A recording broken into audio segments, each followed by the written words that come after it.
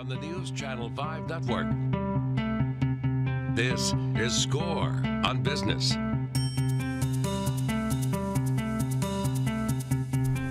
Hey, welcome to Score on Business. I'm Pete Hendricks, your host for today, a serial entrepreneur and volunteer with Score. Check out scorenashville.org if you would like to. If you're thinking about starting a business, Score is there to help you along the way. So, our first guest, Chris Kelso, is an entrepreneur who's founded several companies and spent a lot of time in healthcare and technology.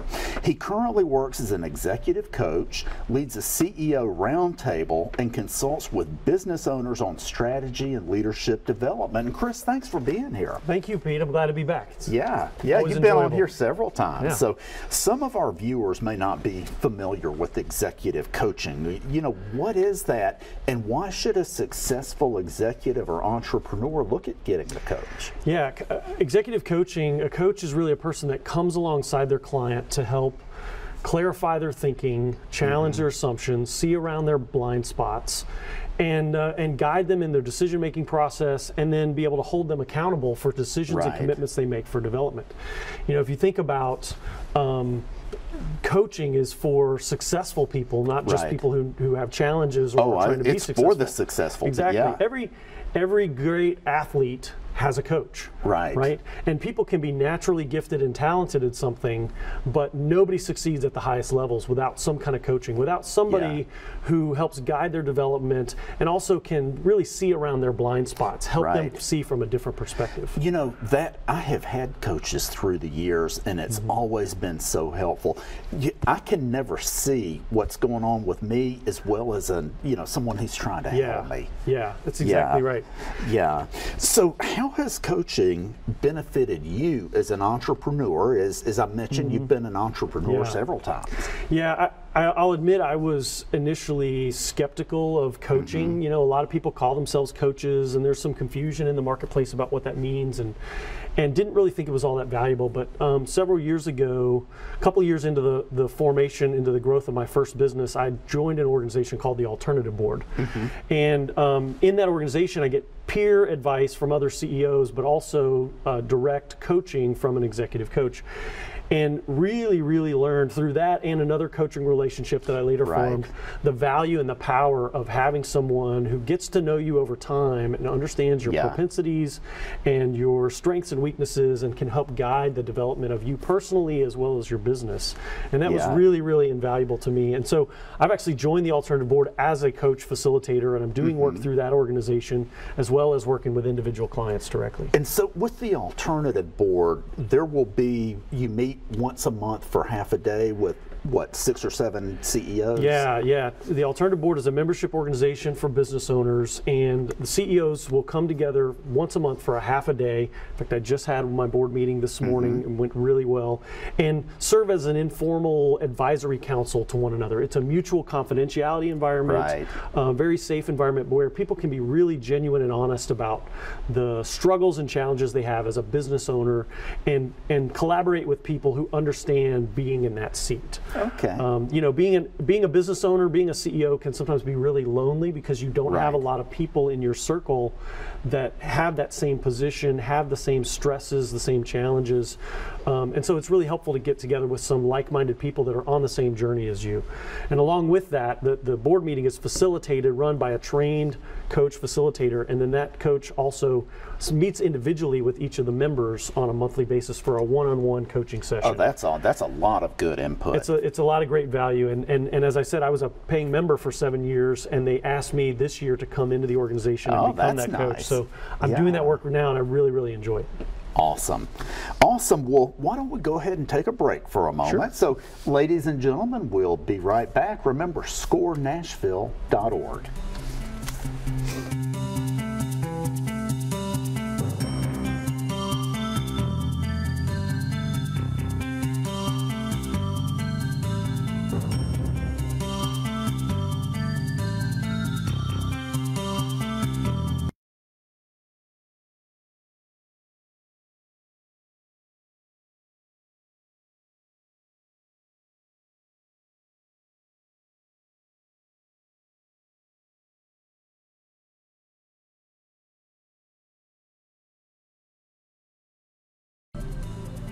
Hey, welcome back to Score on Business, and I, of course, am still Pete, and Chris Kelso is still with us here. So, Chris, what is one of the biggest challenges you see business leaders facing as they build their teams? I think one of the areas that doesn't get enough focus and is underrated sometimes is the importance of building an environment of trust.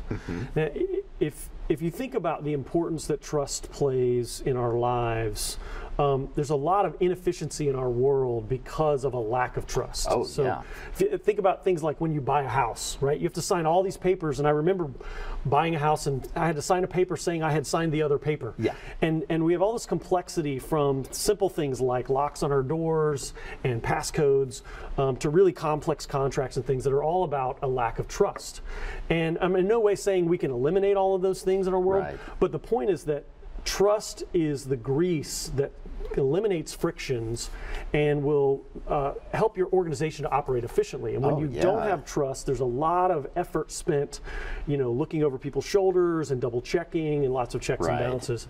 When you have trust, you can really move fast and rapidly. And so I think leaders have to be really intentional about creating a culture that builds trust and protects trust voraciously. So, is there a particular tool or technique that you would recommend to help leaders build trust among their team? Yeah, trust is not easily built. It's a lot more easy to destroy trust than it is to create it. And so it takes time, but there's a couple of ways that you can build trust, help to speed the development of trust. And one of them that I've used really effectively is taking people through a personality assessment. Now, there's all kinds of different assessments people have seen from DISC and Myers-Briggs and StrengthsFinder, and they all have different pros and cons and value. But taking your team through a process like that can really help people to understand one another better. You learn a lot about yourself going through that process, but equally valuable is learning about the differences between different personalities and beginning to recognize and value those differences rather than battle against them. If you think about in marriage, oftentimes opposites attract, different personalities are attracted to one another, and then they start working to try to change each other to become more like them. And the truth is, if you ever change your spouse to be like you probably wouldn't care for them as much as you did anymore because you've already got yourself. And the same is true in business. When we don't understand and value the differences between personalities, we battle against those differences rather than leveraging for the strengths that they are. So taking time to educate and take teams through a process like that, which can really be fun and engaging. It builds camaraderie, but it also helps to foster that environment of trust when people understand one another. So, one of the profiles I have done is DISC, and I think you work with that sometimes. Can you share an example, no need to name names, but where you've used the DISC profile and how that helped build trust? Yeah, so the DISC profile in particular I like because the science behind it goes back to somewhere around 400 BC. It's not a 20th century invention. Now we've developed really good ways to assess those, but when you get someone who is a high I, that's a very extroverted, very people-oriented, very social person, and then they're working alongside someone who is very low on the I scale or a high C, they're not gonna attack things and approach things in the same way. And if they're trying to cooperate or collaborate and don't understand one another, they're going to be battling each other. But once they understand the value of those differences, not only can they work better together, but they can figure out how to separate the work and put each person in a position where they're working in their strengths rather than in their weaknesses. And often when you're doing a job that's not suited to your personality, that's where you experience a lot of stress in your work. And so when I see people who are adapting their behavior or trying to be a different person in order to fulfill their requirements of their job, that job is often very stressful, not because of the job itself, but simply because the person is not well suited. And so when everybody can understand who's suited to do what kind of work, and everyone can sort of fall into those sweet spots of how they operate, then things work a lot more smoothly and people get along a lot better in the process. And people can recognize the differences with each other and kind of embrace that. Exactly. So what's a way you've seen leaders destroy trust?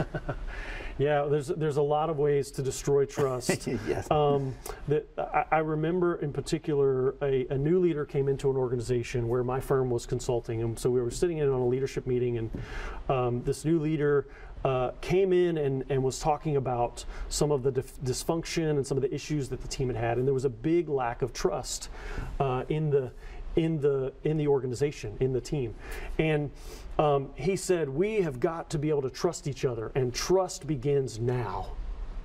And people kind of looked around the room like, you can't just declare trust.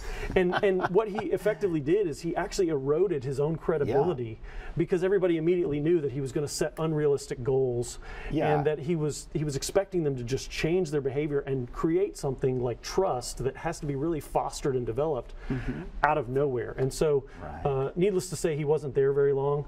He didn't last very well in that organization. Well, and some speaking things had to of change. folks who might be in the wrong role, perhaps he was. Yes, but, hey, Chris, we're about out of time now, so thank you so much for being you're welcome, here. Pete. I enjoyed it, as always. Yeah, thank you. And ladies and gentlemen, we'll be back.